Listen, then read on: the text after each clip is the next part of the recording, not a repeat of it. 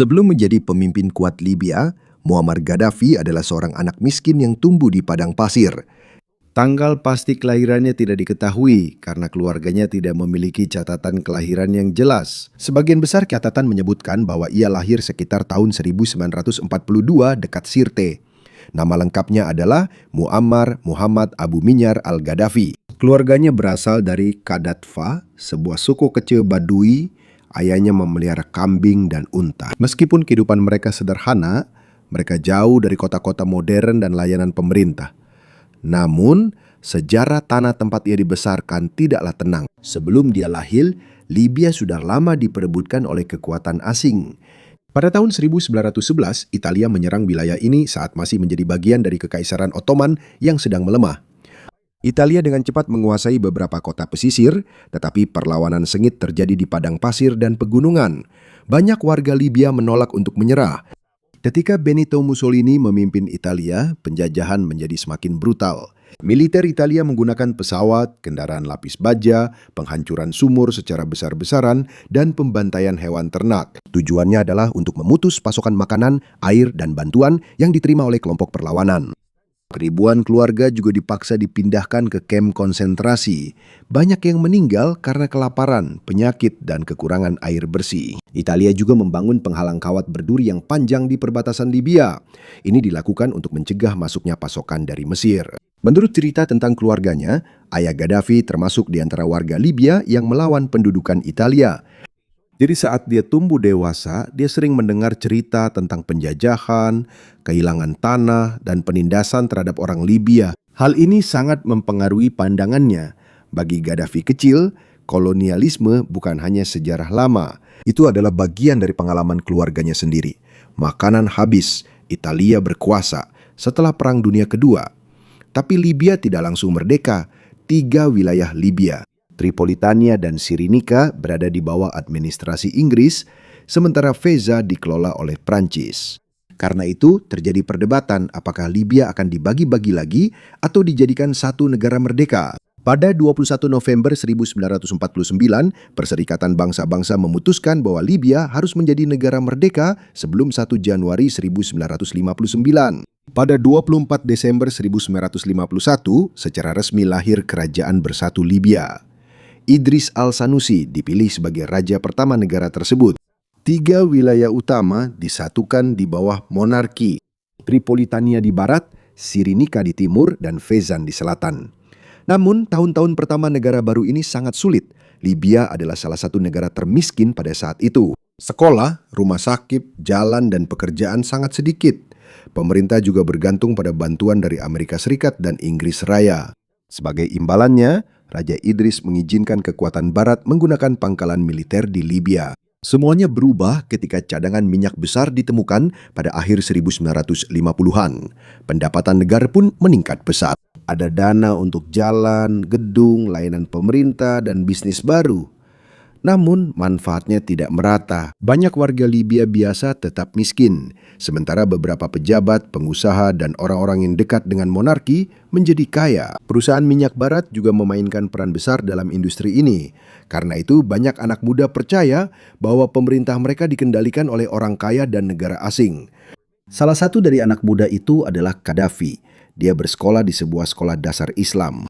Karena rumah keluarganya jauh, ada laporan bahwa dia tidur di dekat masjid setiap kali ada kelas dan hanya pulang ke padang pasir saat akhir pekan. Hidupnya di sekolah tidak selalu mudah. Latar belakang baduinya sangat mencolok dan dikatakan ada beberapa anak yang meremehkannya karena dia berasal dari keluarga miskin dan pedesaan. Alih-alih malu dengan asal-usulnya, dia justru semakin membanggakannya.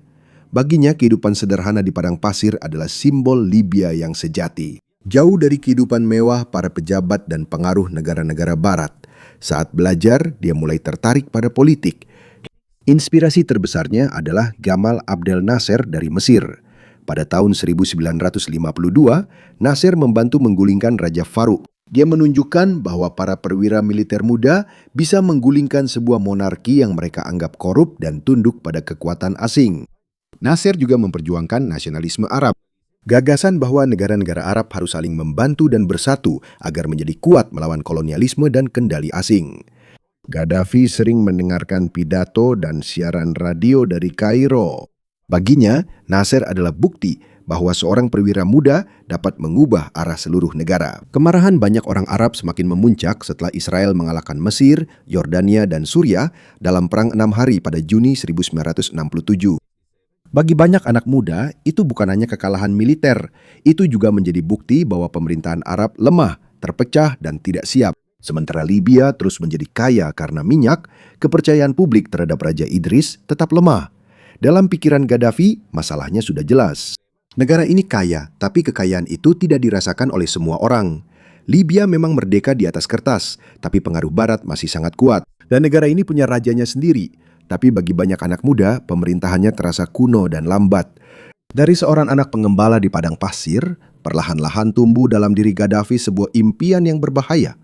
Dia ingin mengikuti jejak Nasser. Dan untuk mewujudkan itu, dia harus masuk dulu ke sebuah institusi yang punya kekuatan untuk menjatuhkan raja, yaitu militer.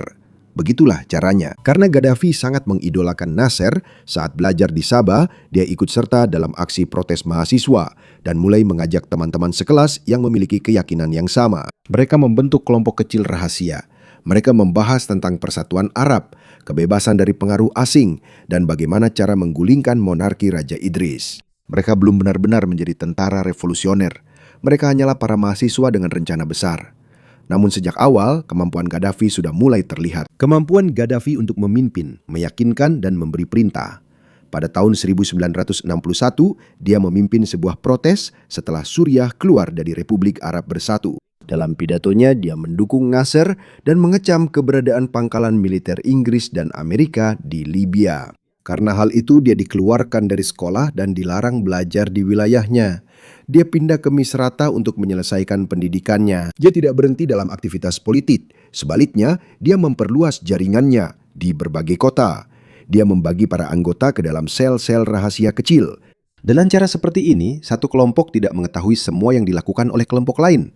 Jika ada yang tertangkap, akan lebih sulit untuk membongkar seluruh gerakan. Seiring kelompoknya berkembang, Gaddafi menyadari bahwa protes saja tidak cukup. Monarki mengendalikan pemerintahan, namun militerlah yang memiliki senjata dan kemampuan untuk menjatuhkannya. Jadi pada awal 1960-an, Gaddafi memutuskan untuk masuk ke Akademi Militer Kerajaan di Benghazi bersama beberapa rekan terdekatnya. Di sana mereka mulai membentuk Gerakan Perwira Persatuan Bebas yang jelas-jelas meniru Perwira Bebas Nasser di Mesir. Tujuan kelompok ini adalah merekrut para tentara muda yang marah terhadap korupsi, kehadiran militer asing, dan pemerintahan Raja Idris yang lamban. Sebagian besar dari mereka tidak berpangkat tinggi, tapi itu menjadi keuntungan karena mereka tidak terlalu dicurigai oleh para perwira senior. Di antara orang-orang terdekat dengan Gaddafi adalah Abdus Abdeslam Jalaud, Mustafa Karubi, dan Abu Bakar Yunis Jabr. Pada akhirnya, mereka akan menjadi pejabat penting di pemerintahannya. Mereka diam-diam mengadakan pertemuan setiap liburan dan di tempat-tempat yang aman. Mereka secara perlahan menempatkan para pendukung di unit komunikasi, kamp militer, dan bagian penting lainnya dari angkatan bersenjata. Komunikasi sangat penting karena dalam sebuah kudeta harus cepat menguasai radio, telepon, dan perintah yang dikirimkan ke militer. Gaddafi lulus dari Akademi Militer pada tahun 1990. Dia juga pergi ke Inggris untuk pelatihan komunikasi singkat. Tapi hal itu tidak mengubah pandangannya. Penentangannya yang kuat terhadap Inggris dan pengaruh Barat di Libya tetap ada.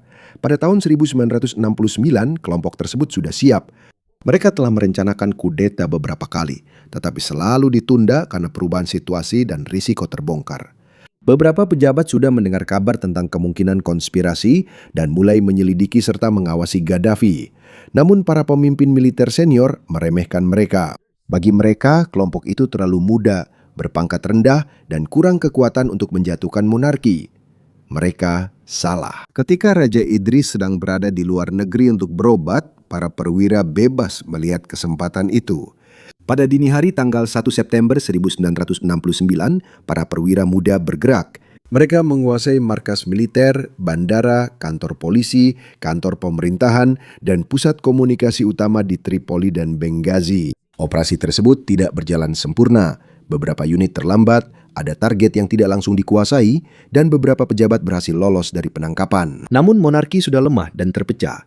hampir tidak ada perlawanan yang terorganisir. Dalam beberapa jam saja, pemerintahan Raja Idris runtuh hampir tanpa pertempuran besar. Kudeta ini biasanya digambarkan sebagai tanpa pertumpahan darah karena tidak ada bentrokan besar-besaran maupun laporan jumlah korban yang signifikan. Idris mencari bantuan dari pemerintah barat yang menjadi sekutunya, tetapi tidak ada intervensi militer yang datang. Keesokan harinya, rakyat Libya mendengar suara seorang perwira muda yang hampir tidak dikenal oleh negara itu melalui radio. Gaddafi menyatakan bahwa monarki telah berakhir dan Republik Arab Libya telah lahir. Dia berjanji akan memberikan kebebasan, persatuan Arab, keadilan sosial, dan distribusi kekayaan yang merata. Saat itu usianya baru 27 tahun. Anak muda Beduin yang dulu mendengarkan pidato Nasser itu akhirnya berhasil mewujudkan impian lamanya. Dia berhasil mengusir raja dengan cepat dan hampir tanpa tembakan. Namun, menggulingkan monarki adalah bagian yang mudah. Pertanyaan yang lebih besar adalah jenis negara apa yang akan dia bangun dan seberapa jauh dia bersedia pergi demi mempertahankan kekuasaan. Setelah monarki runtuh, banyak warga Libya yang senang dengan pemerintahan baru. Para pemimpin barunya masih muda. Mereka berasal dari keluarga biasa dan berjanji akan menghapus korupsi serta kendali negara-negara barat. Tapi ada masalah besar. Mereka tidak punya cukup pengalaman dalam menjalankan sebuah negara. Gaddafi tahu bahwa bisa saja terjadi kudeta balasan dengan segera. Jadi dia meminta bantuan kepada Gamal Abdel Nasser dari Mesir, pemimpin yang sudah lama dia kagumi. Mesir mengirim penasihat dan perwira militer untuk membantu pemerintahan baru. Bersamaan dengan itu, Gaddafi dengan cepat menyingkirkan siapapun yang bisa menentangnya. Beberapa anggota keluarga kerajaan, mantan pejabat, komandan militer, dan politisi ditangkap. Banyak yang diadili secara terbuka untuk menunjukkan bahwa sistem lama telah berakhir. Pejabat lokal juga diganti dengan orang-orang yang loyal pada revolusi. Kekuasaan beberapa pemimpin suku dikurangi dan kontrol pemerintah pusat diperkuat. Gaddafi mengambil pangkat kolonel dan menjadi orang paling berkuasa di militer. Sebuah pemerintahan sipil dibentuk. Namun, keputusan sebenarnya tetap berada di tangan Dewan Komando Revolusioner yang dikendalikan olehnya. Hal ini tidak disukai oleh beberapa mantan rekannya, karena janji pertama kelompok tersebut adalah akan menyerahkan pemerintahan kepada rakyat setelah raja digulingkan. Namun seiring berjalannya waktu, semakin jelas bahwa Gaddafi tidak berniat untuk segera melepaskan kekuasaan. Pada bulan Desember 1969, beberapa pejabat mencoba untuk menggulingkan pemerintahan baru. Rencana itu gagal dan Gaddafi justru menjadi semakin keras terhadap para calon lawannya. Seiring dengan semakin kuatnya kekuasaannya, ia dengan cepat menghapuskan sisa-sisa kehadiran militer barat di Libya. Pasukan Inggris meninggalkan negara itu pada bulan Maret 1970. Beberapa bulan kemudian, pasukan Amerika di pangkalan udara Willows juga pergi. Bagi banyak warga Libya, ini adalah kemenangan besar. Pangkalan-pangkalan militer itu sudah lama mereka anggap sebagai simbol bahwa meskipun negara mereka sudah merdeka di atas kertas, kekuatan asing masih memiliki kendali yang kuat. Pemerintah juga mengusir ribuan pemukim Italia dan mengambil banyak dari harta benda mereka. Muammar Gaddafi menganggap ini sebagai pengambilan kembali tanah dan kekayaan yang diambil selama masa pendudukan Italia. Sebagian besar komunitas Yahudi di Libya telah pergi setelah kekerasan yang terjadi setelah Perang 6 Hari pada tahun 1967. Di bawah rezim baru, sisa-sisa properti Yahudi juga disita dan komunitas yang dulu ada pun benar-benar hilang. Bukan hanya militer dan warga asing yang menjadi target Gaddafi. Secara bertahap, dia juga memperluas kontrol negara atas ekonomi. Libya memaksa perusahaan minyak asing untuk memberikan bagian keuntungan dan kontrol yang lebih besar kepada pemerintah. Beberapa perusahaan dan bank diambil alih atau diberi kontrol negara yang lebih ketat. Karena minyak adalah sumber utama pendapatan negara, Gaddafi memiliki dana besar yang bisa digunakan untuk program dan rencana politiknya. Dia juga ingin menghapus hal-hal yang menurutnya merupakan simbol budaya barat. Alkohol dilarang, banyak klub malam dan kasino ditutup. Pemerintah juga lebih menekankan Islam dalam hukum, pendidikan, dan kehidupan publik. Banyak warga Libya mendukung langkah-langkah ini karena mereka masih mengingat dengan jelas sejarah panjang kolonialisme. Namun, saat Gaddafi menghancurkan sistem lama, dia tidak membangun demokrasi yang bebas. Partai politik dan organisasi yang tidak dikendalikan oleh pemerintah dilarang. Di bawah Undang-Undang Nomor 71 Tahun 1972, hukumannya bisa berat. Dan dalam beberapa kasus, hukuman mati diberikan kepada orang-orang yang membentuk atau bergabung dengan kelompok politik yang menentang ideologi revolusi. Serikat Buruh Independen juga dibatasi. Beberapa surat kabar ditutup sementara, yang tersisa diawasi dengan ketat. Media tidak boleh dengan bebas mengkritik Gaddafi atau pemerintahannya. Singkatnya, revolusi yang berjanji akan membebaskan Libya dengan cepat, menciptakan sistem baru yang juga tidak mengizinkan adanya oposisi sejati. Ketegangan juga muncul di dalam kelompok Gaddafi sendiri. Beberapa rekannya ingin memiliki institusi yang lebih jelas dan kepemimpinan yang kolektif. Namun dia sering memandang perbedaan pendapat sebagai bentuk pengkhianatan terhadap revolusi. Secara perlahan dia menjauhkan rekan-rekan lamanya dari kekuasaan dan memberikan posisi penting kepada orang-orang yang benar-benar dia percayai. Namun Gaddafi masih belum puas. Baginya, menggulingkan raja dan mengusir pangkalan barat saja belum cukup. Dia juga ingin mengubah pola pikir dan kehidupan sehari-hari rakyat Libya. Pada tahun 1972, dia mengancam akan mengundurkan diri karena merasa perubahan berjalan lambat dan rakyat tidak sepenuhnya mengikuti visinya. Beberapa anggota Dewan Komando Revolusioner mengira ini adalah kesempatan untuk menerima pengunduran dirinya. Namun ketika mereka mengatakan mereka setuju, Gaddafi malah marah. Dia menegaskan bahwa Dewan tidak seharusnya yang memutuskan karena mereka tidak dipilih oleh rakyat. Dia mengatakan akan langsung berbicara kepada publik. Pada bulan April 1973, banyak orang berkumpul di kota Zuwara untuk mendengar pengumuman pengunduran dirinya yang dinanti. Namun dia tidak mengundurkan diri. Sebaliknya, dia mengumumkan revolusi kebudayaan yang baru. Dia menyerukan pembersihan yang lebih luas di pemerintahan, penghapusan undang-undang lama, penyerangan terhadap musuh-musuh revolusi, dan kontrol yang lebih langsung terhadap masyarakat. Sejak hari itu, dia bukan lagi hanya pemimpin kudeta militer. Dia menjadikan dirinya pusat dari seluruh sistem politik. Dan dimulailah tahap pemerintahan panjangnya yang lebih pribadi dan lebih ketat. Dalam revolusi kebudayaan Gaddafi, dia berjanji bahwa rakyat biasa sendiri yang akan memerintah Libya. Dia membentuk komite lokal di kota-kota, sekolah, kantor, dan tempat kerja. Mereka yang akan mengambil keputusan dan memberhentikan pejabat-pejabat yang mewakili sistem lama. Namun, alih-alih membuat rakyat menjadi lebih bebas, kontrol pemerintah justru semakin meluas. Banyak wali kota, administrator sekolah, dan pemimpin lokal diganti. Orang-orang yang dicurigai menentang revolusi juga ditangkap. Karena peraturan yang tidak jelas, ada orang-orang yang dituduh hanya karena perselisihan pribadi atau keluhan dari lawan mereka. Di universitas-universitas diperintahkan untuk menghapus buku-buku yang dianggap rezim bertentangan dengan nasionalisme Arab, Islam, sosialisme, dan revolusi. Gaddafi juga membentuk milisi besar yang terdiri dari para pendukung pemerintahannya. Secara resmi, tugas mereka adalah membela revolusi. Pada kenyataannya, mereka menjadi kekuatan tambahan yang bisa digunakan melawan para lawan potensial. Bersamaan dengan itu, Gaddafi mengeluarkan ideologi politiknya sendiri yang ia sebut teori universal ketiga. Baginya, baik kapitalisme maupun komunisme sama-sama salah. Katanya, dalam kapitalisme, kekuasaan yang berlebihan jatuh ke tangan orang-orang kaya dan perusahaan-perusahaan besar.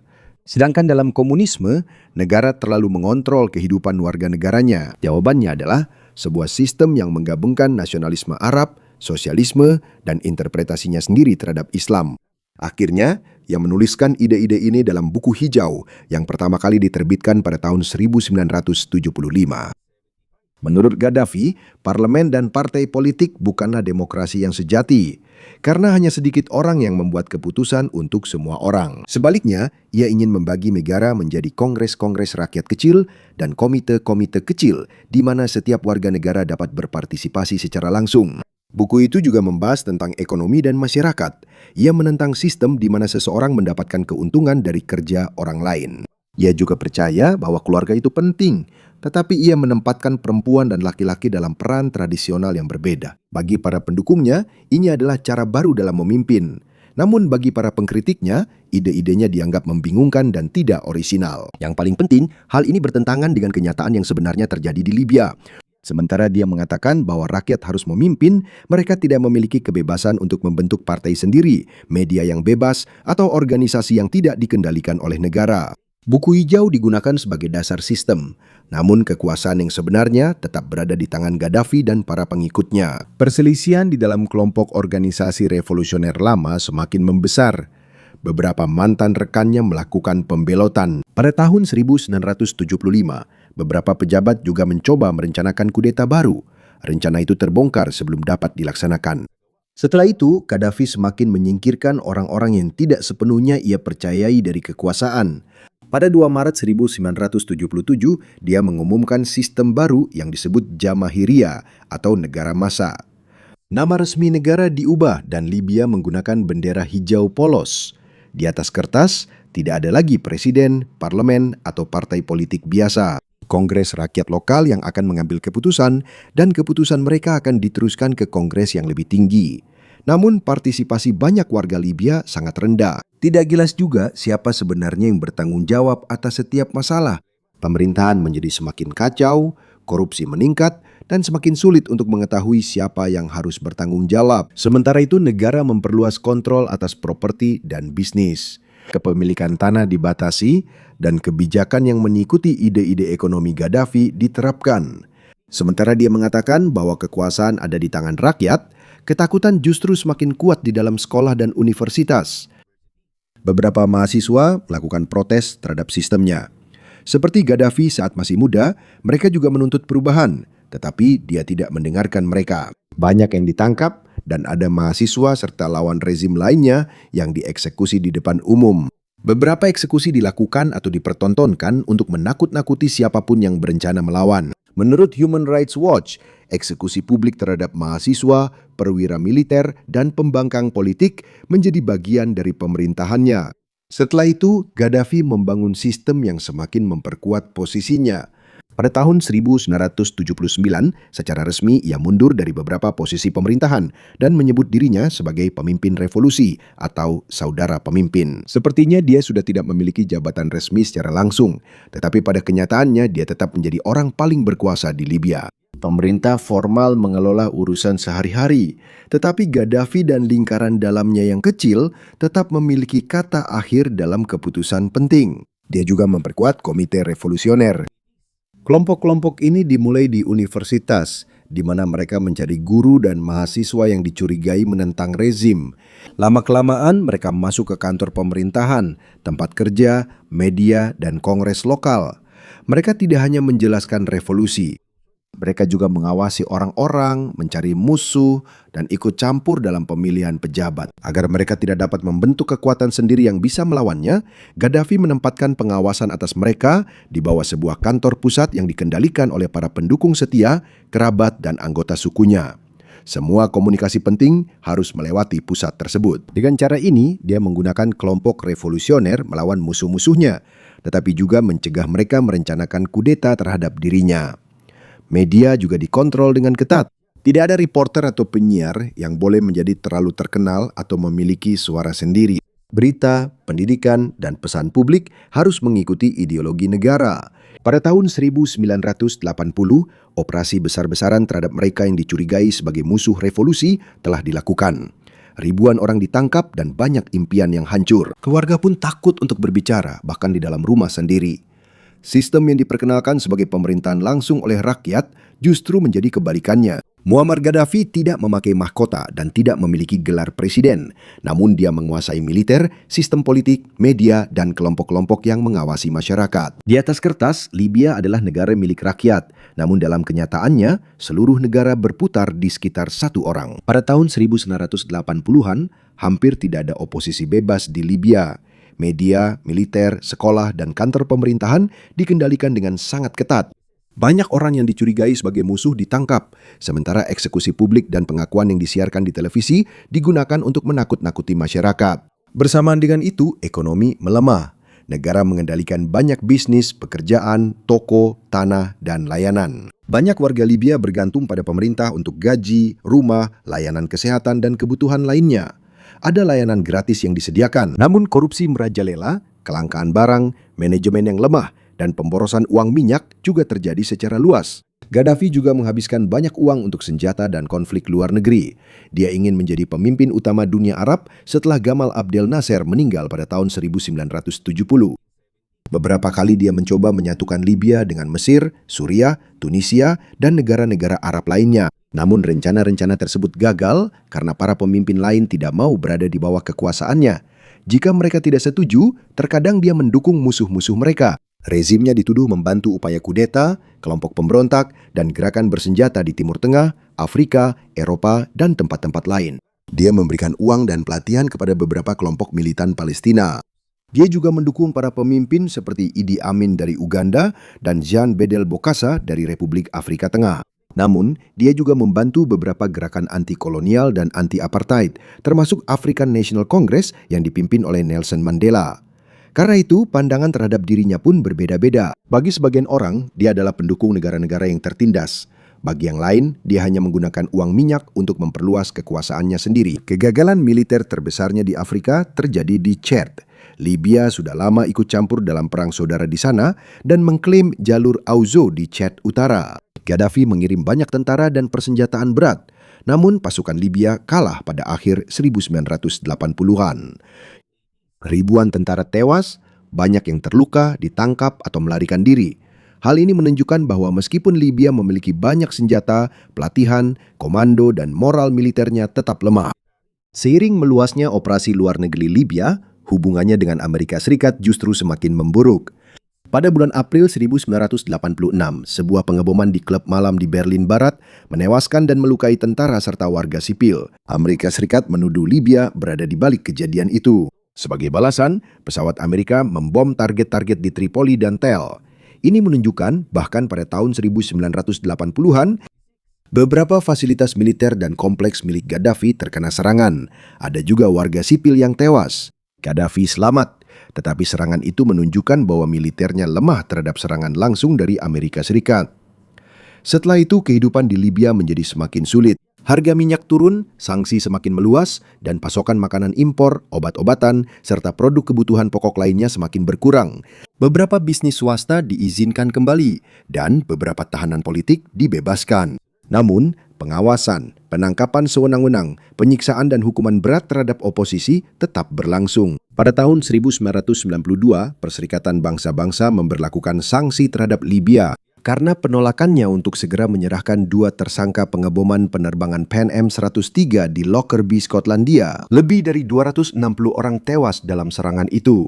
Sanksi tersebut sangat berdampak pada ekonomi dan perjalanan internasional Libya. Namun perdagangan minyak tidak sepenuhnya terputus karena beberapa negara Eropa menolak sanksi yang lebih berat terhadap industri utama Libya. Sementara ekonomi melemah, Gaddafi juga menghadapi kudeta dan militan Islamis. Pada tahun 1993, sebuah konspirasi militer untuk melawannya gagal. Banyak yang terlibat ditangkap dan dihukum, termasuk beberapa anggota keluarga dan suku mereka. Pertempuran melawan kelompok Islamis menjadi lebih berat pada tahun 1990-an. Ribuan orang ditangkap, sementara beberapa lainnya bertempur melawan pasukan pemerintah di Libya Timur.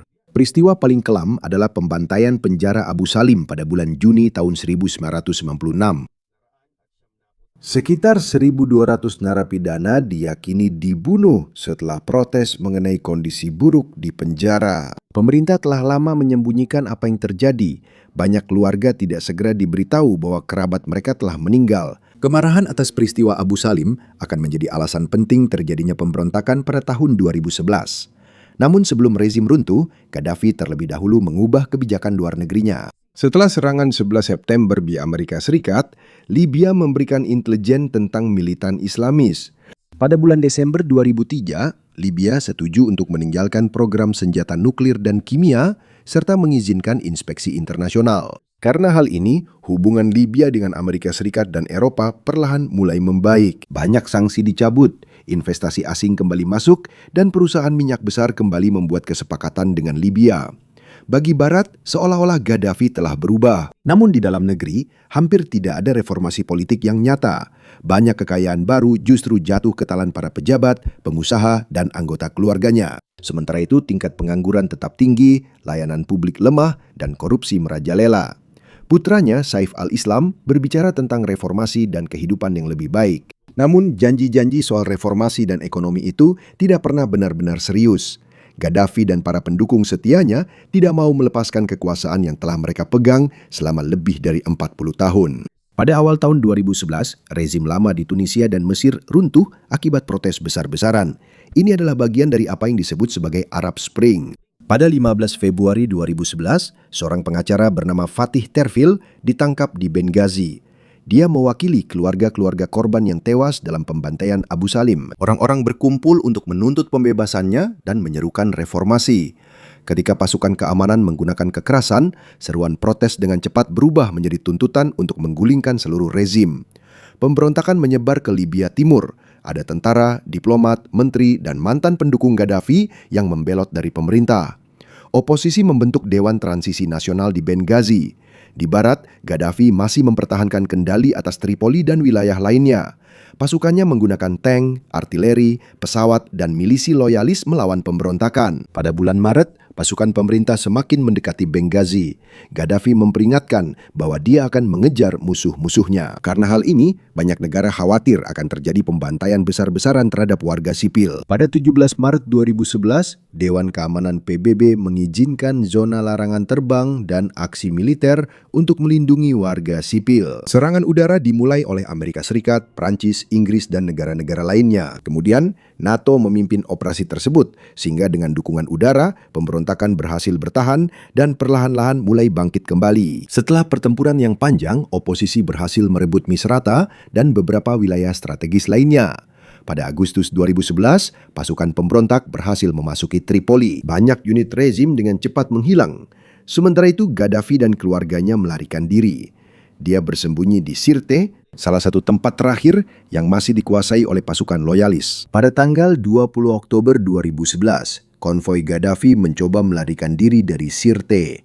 Konvoi itu diserang oleh pesawat NATO. Dia selamat dari serangan pertama, namun dia akhirnya ditangkap oleh pejuang oposisi di dekat sebuah pipa saluran air. Dia masih hidup saat ditangkap, tetapi dia dipukuli saat situasi kacau. Pemerintah transisi mengatakan dia tewas dalam baku tembak. Namun, video dan investigasi menunjukkan bahwa dia mungkin dibunuh setelah ditangkap. Tidak pernah ada pengadilan. Dan tidak jelas siapa yang menembakkan peluru mematikan itu. Jenazahnya diperlihatkan di Misrata sebelum akhirnya dimakamkan di tempat rahasia di padang pasir. Di sanalah berakhir masa pemerintahannya selama lebih dari 42 tahun. Gaddafi berawal sebagai anak Badui yang berjanji akan membebaskan Libya dari monarki, korupsi, dan kendali asing. Dia menggunakan kekayaan minyak untuk infrastruktur, pendidikan, dan layanan sosial. Namun dia juga menghapus kebebasan politik, membungkam media, serta membunuh atau memenjarakan lawan-lawannya. Ketika dia jatuh, tidak ada institusi demokrasi yang kuat yang siap menggantikannya. Maka, masalah Libya tidak selesai dengan kematiannya. Negara itu tetap terpecah, penuh senjata, dan tidak ada sistem yang cukup kuat untuk mempersatukan semua orang. Pada akhirnya, bukan hanya Gaddafi yang tumbang, bersamanya runtuh pula sistem yang dia bangun dan berputar di sekitar kekuasaannya sendiri.